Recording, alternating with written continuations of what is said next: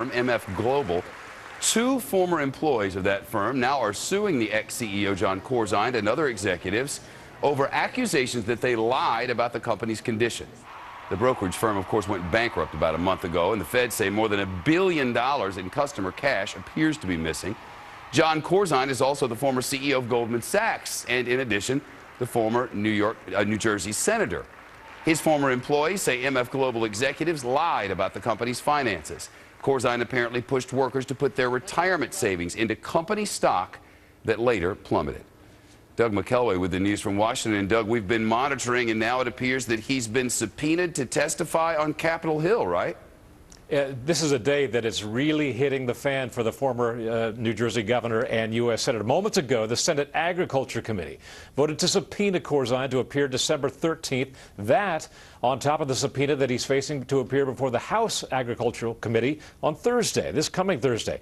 Committee members will be armed with an array of new questions following today's Wall Street Journal story that says Corzine and the directors of MF Global were repeatedly warned last year by Michael Roseman, the company's chief risk officer, that Corzine's interest in betting on Europe's sovereign debt was fraught with risk.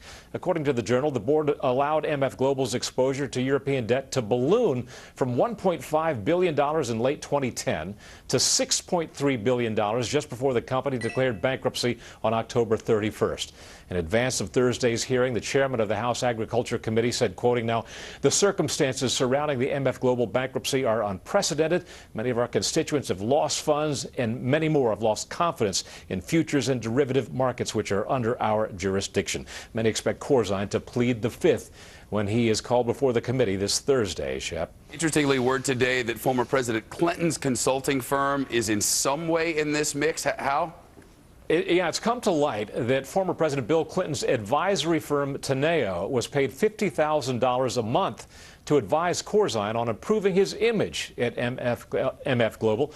MF Global's board ended that 5-month contract with Clinton's firm after Corzine resigned. A spokesman for the former president says that Mr. Clinton played no direct role in that advisement and that Clinton himself was not the recipient of any pay from MF Global. Shep?